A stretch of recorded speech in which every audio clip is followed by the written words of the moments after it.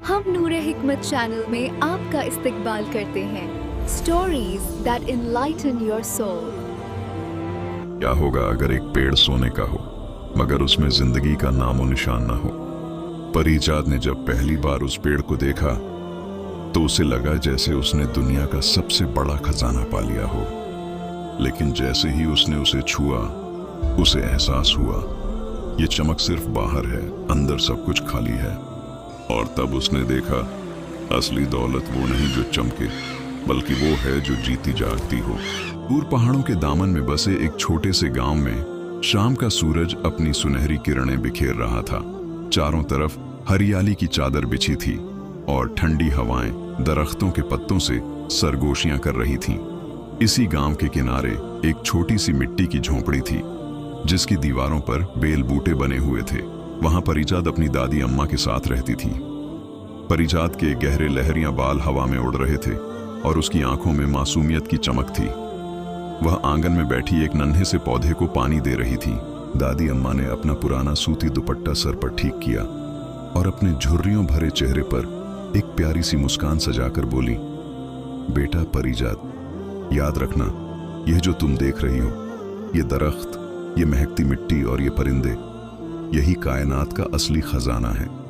दुनिया में लोग चमकती चीजों के पीछे भागते हैं मगर रूह का सुकून सिर्फ कुदरत की गोद में मिलता है। परिजात ने मासूमियत से पूछा, दादी अम्मा, क्या सोने और चांदी से भी ज्यादा कीमती कुछ हो सकता है? दादी ने कुछ कहना चाहा ही था कि अचानक गांव की कच्ची सड़क पर घोड़ों के टापों की आवाज गूंज उठी।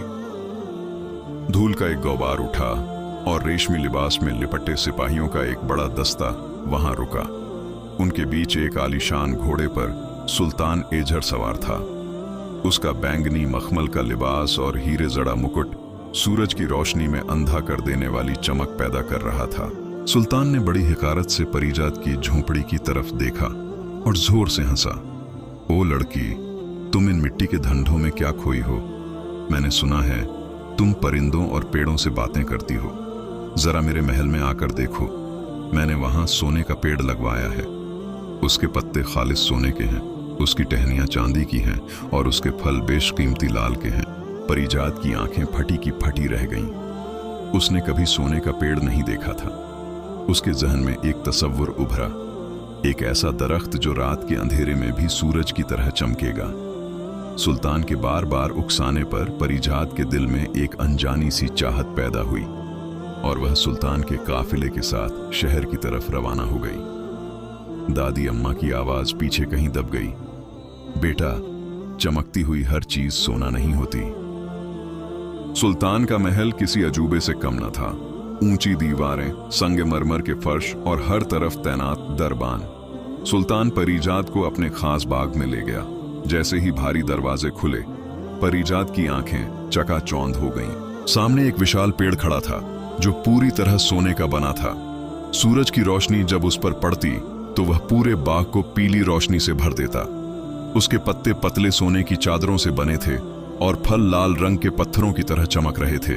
सुल्तान ने फखर से कहा, देखा तुमने, इसे न पानी की जरूरत है न खाद की। यह न कभी मुरझाएगा न कभी गिरेगा, यह हमेशा ऐसा ही रहेगा। परिजात उस पेड़ के पास गई। उसने अपना हाथ एक पत्ते पर रखा मगर फौरन पीछे हटा लिया। वह पत्ता सख्त और बर्फ की तरह ठंडा था। उसने पेड़ को हिलाना चाहा मगर वह पत्थर की तरह जमा हुआ था। वहां न तो मिट्टी की खुशबू थी और न ही हवा के चलने पर पत्तों की वह सरसर जो परिजात को पसंद थी। पूरे बाग में एक अजब सी खामोशी थी, एक ऐसी खामोशी जो डरा देने वाली थी। परिजात एक पत्थर की बेंच पर बैठ गई।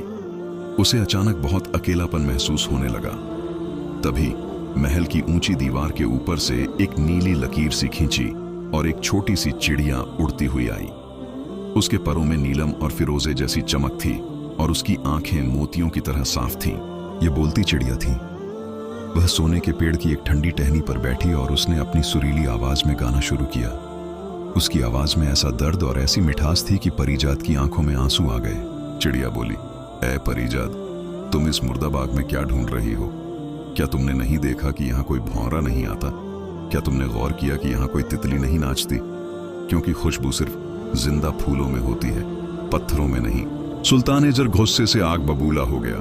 उसने चिल्लाकर कहा, सिपाहियों, इस बदनसीब परिंदे को पकड़ लो, यह मेरे कीमती पेड़ की तौहीन कर रही है। चिड़िया फुर्र से उड़ी और परिजात के कंधे पर आ बैठी। उसने परिजात के कान में सरगोशी की, अगर तुम असली दौलत देखना चाहती हो तो मेरे पीछे आओ। परिजात सिपाहियों को चकमा देकर महल से बाहर निकल गई। वह चिड़िया के पीछे पीछे भागती रही, यहां तक कि वह शहर की भीड़ भाड़ से दूर एक गहरे और घने जंगल में पहुंच गई। वहां का नजारा महल से बिल्कुल अलग था। जमीन पर हरी घास का मखमली कालीन बिछा था। हवा में जंगली फूलों की ऐसी महक थी जो रूह को ताजगी दे रही थी। चिड़िया एक बहुत पुराने और ऊंचे बरगद के पेड़ पर जा बैठी। देखो परिजात, चिड़िया ने चहकते हुए कहा। परिजात ने देखा कि उस पेड़ की जड़ों के पास एक छोटा सा झरना बह रहा था। परिंदों का एक हुजूम वहां मौजूद था। कोई नहा रहा था, कोई गाना गा रहा था। पेड़ के पत्ते हवा के साथ एक खास लय में झूम रहे थे। वहां सोना नहीं था, मगर वहां जिंदगी थी।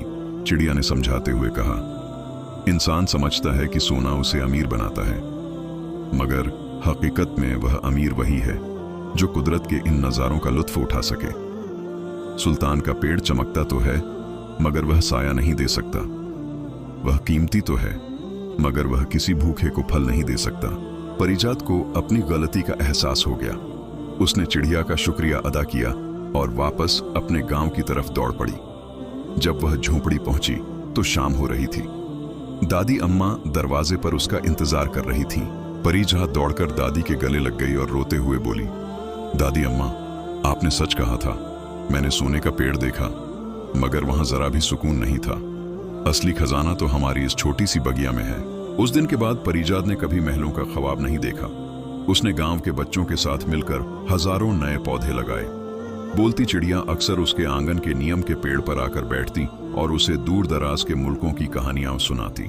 उधर सुल्तान एजर अपने आलीशान महल में उस सोने के पेड़ के पास बैठा रहता। उसके पास दुनिया भर की दौलत थी, मगर वह एक छोटी सी चिड़िया की चहचहाहट सुनने को तरस गया। उसके सोने के पेड़ पर कभी कोई परिंदा नहीं आया, क्योंकि परिंदों को सोने से नहीं, जिंदगी से प्यार होता है।